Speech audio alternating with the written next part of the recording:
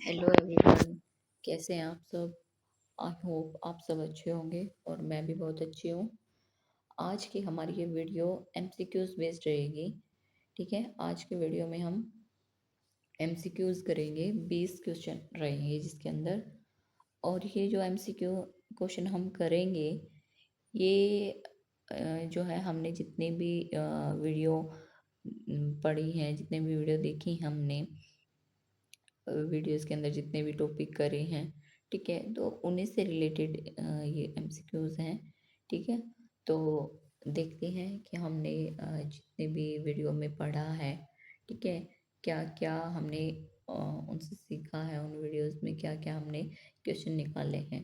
ठीक है, तो स्टार्ट करते हैं टॉपिक।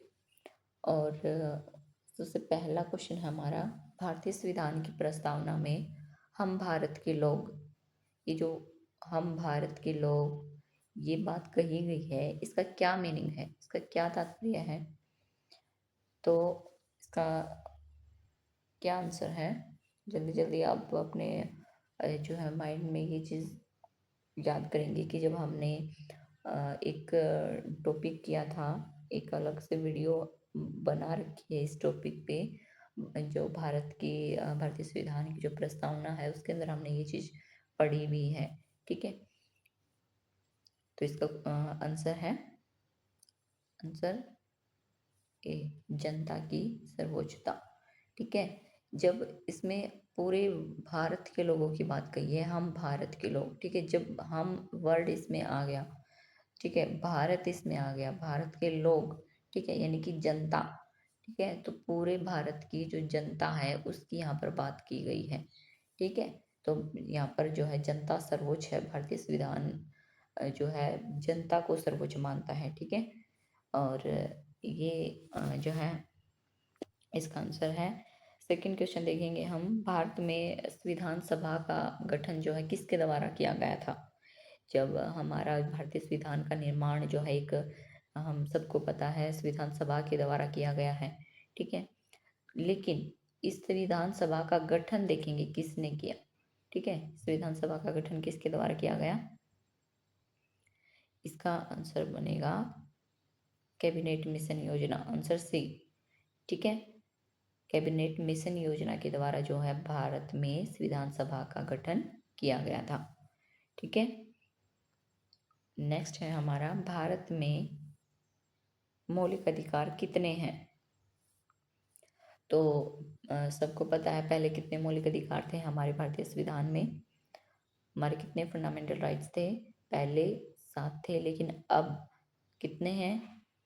अब वर्तमान में हमारे फंडामेंटल राइट्स 6। ठीक है, 6 मौलिक अधिकार हैं अब हमारे पास। ठीक है, भारत का नेक्स्ट है, भारत का संविधान किस प्रकार का है? भारत का संविधान किस प्रकार का है? कठोर है, लचीला है, न कठोर न लचीला, किस प्रकार का है? या फिर दोनों है?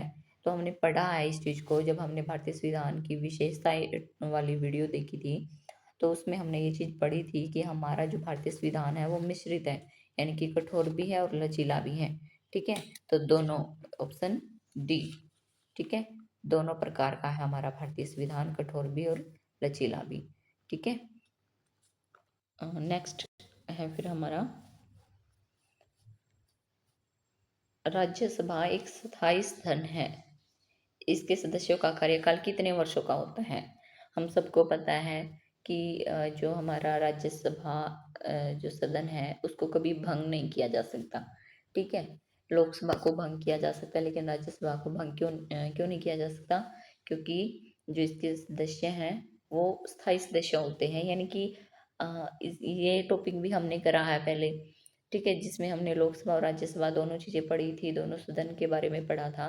तो उसमें हमने ये चीज़ बहुत अच्छे से क्लियर की थी कि जो राज्यसभा होती है इसके हर 2 वर्ष में जो है 1/3 सदस्य रिटायर हो जाते हैं। ठीक है, और उसके स्थान पर नए सदस्यों का चुनाव कर लिया जाता है।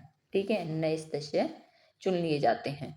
तो ये एक स्थायी सदन इसलिए है क्योंकि ये पूरा सदन एक बार खाली ना होकर क्या होता है, हर 2 वर्ष पश्चात क्या होता है, 1/3 सदस्य इसके रिटायर हो जाते हैं और उनके स्थान पर नए सदस्य आ जाते हैं।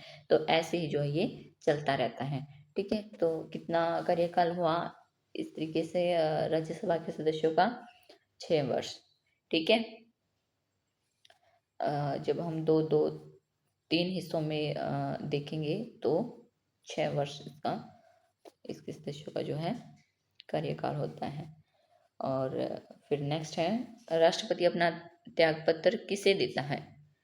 तो राष्ट्रपति किसको देता है अपना त्यागपत्र? यानी कि हमने ये चीज़ भी पढ़ी है कि जब राष्ट्रपति अपने पद पर नहीं होता है या इस्तीफा देता है या महाभियोग द्वारा उसे हटा दिया जाता है, तो ऐसी स्थिति में कार्यभार कौन संभालता है सारा?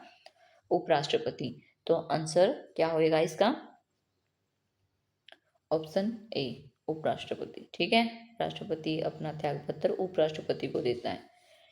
नेक्स्ट है हमारा, महाभियोग की जो प्रक्रिया है वो किस पद के विरुद्ध लागू होती है? महाभियोग प्रक्रिया भी ये टॉपिक हमने पढ़ा है पहले। ठीक है? तो महाभियोग जो है किस पर चला जाता है? राष्ट्रपति पर। ठीक है? ऑप्शन बी, महाभियोग द्वारा राष्ट्रपति को उसके पद से हटाया जा सकता है। ठीक है? नेक्स्ट है हमारा, आपातकाल की घोषणा करने का अधिकार किसे है? तो पूरे हमारा जो इंडिया है इसके अंदर किसको ये राइट है कि वो इमरजेंसी डिक्लेयर कर सकता है? तो ये सिर्फ राष्ट्रपति कर सकता है। ठीक है? आपातकाल की घोषणा सिर्फ राष्ट्रपति कर सकता है देश में। नेक्स्ट पॉइंट है हमारा, मौलिक कर्तव्य भारतीय संविधान में किस संशोधन द्वारा जोड़े गए थे?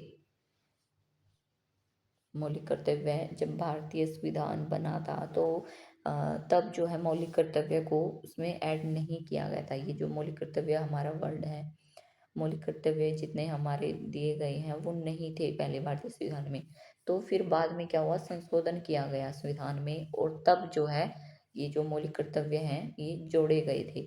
ठीक है? तो कौन सा संशोधन हुआ था वो ये देखना है, 24वां, 42वां, 44वां या 52? तो ये हुआ था 42वें संशोधन द्वारा। ठीक है? संविधान में 42वां संशोधन किया गया था और तब जो है मौलिक कर्तव्यों को संविधान में ऐड किया गया था। ठीक है? नेक्स्ट है हमारा, भारतीय संविधान में न्यायपालिका की स्वतंत्रता सुनिश्चित करने हेतु कौन सा प्रावधान है? तो कौन सा प्रावधान है? न्यायाधीश का निश्चित कार्यकाल होना या न्यायाधीश का वेतन जो है संसद द्वारा कम न करना या फिर न्यायाधीश को केवल महाभियोग से हटाना। जैसे राष्ट्रपति को केवल महाभियोग प्रक्रिया द्वारा हटाया जा सकता है, वैसे ही न्यायाधीश को भी महाभियोग द्वारा ही हटाया जाता है। ठीक है? तो इसका क्या है, या फिर उपरोक्त सभी, ये जो तीनों ऑप्शंस हैं ये इसके आंसर हैं। ठीक है? ये तीनों ही जो है न्यायपालिका की स्वतंत्रता को सुनिश्चित करते हैं। ठीक है? न्यायाधीश का निश्चित कार्यकाल होना भी और इसका वेतन जो है संसद द्वारा कम न करना भी और न्यायाधीश को जो है केवल महाभियोग प्रक्रिया द्वारा हटाना। ठीक है? तो नेक्स्ट है हमारा, लोकसभा को भंग करने का अधिकार किसके पास है? किसके पास है? लोकसभा को कौन भंग कर सकता है? राष्ट्रपति। ठीक है? लोकसभा को भंग करने का अधिकार केवल राष्ट्रपति के पास है। और फिर नेक्स्ट है हमारा, भारत में संघवाद किस अनुच्छेद में निहित है?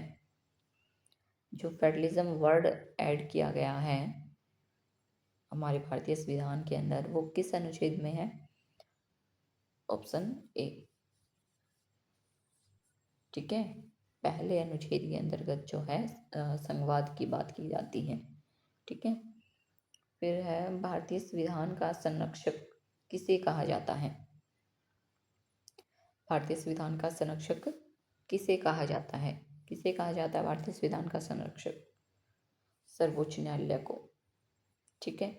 जो हमारा सुप्रीम कोर्ट है वो हमारे भारतीय संविधान का संरक्षक कहा जाता है। ठीक है? उसे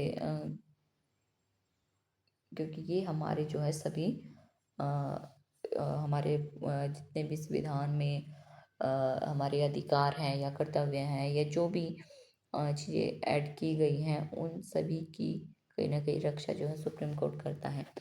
ठीक है। और नेक्स्ट है हमारा, भारत में चुनाव आयोग किस अनुच्छेद के अंतर्गत स्थापित है? किस अनुच्छेद के अंतर्गत स्थापित है चुनाव आयोग? चुनाव आयोग जो है हमारे किस अनुच्छेद में है? संविधान के किस अनुच्छेद के अंतर्गत ये बात आती है चुनाव आयोग की? अनुच्छेद 324, ऑप्शन बी। ठीक है। भारत में चुनाव आयोग जो है अनुच्छेद 324 के अंतर्गत स्थापित किया गया है। नेक्स्ट है हमारा, समान नागरिक संहिता किस अनुच्छेद में है? समान नागरिक संहिता किस अनुच्छेद में है? ऑप्शन बी, अनुच्छेद 44 के अंतर्गत जो है समान नागरिक संहिता की बात कही गई है। ठीक है। और फिर है हमारा नेक्स्ट क्वेश्चन है, पंचायत राज प्रणाली को किस संशोधन द्वारा संवैधानिक दर्जा मिला? तो कौन सा संविधान संशोधन किया गया था जब जो पंचायत राज प्रणाली है उसको संवैधानिक दर्जा दिया गया? पहले ये संवैधानिक नहीं था। ठीक है। तो कब इसको संवैधानिक दर्जा मिला था? Option C. ठीक है। 73वां जब संविधान संशोधन हुआ तब जो है पंचायत राज प्रणाली को संवैधानिक दर्जा मिला था। ठीक है। नेक्स्ट क्वेश्चन है हमारा, राज्यसभा में अधिकतम कितने सदस्य हो सकते हैं? कितने सदस्य हो सकते हैं राज्यसभा के अंतर्गत? राज्यसभा जो सदन होता है, एक हमारा लोकसभा होता है, एक राज्यसभा होता है। तो राज्यसभा में जो है कितने सदस्य होते हैं?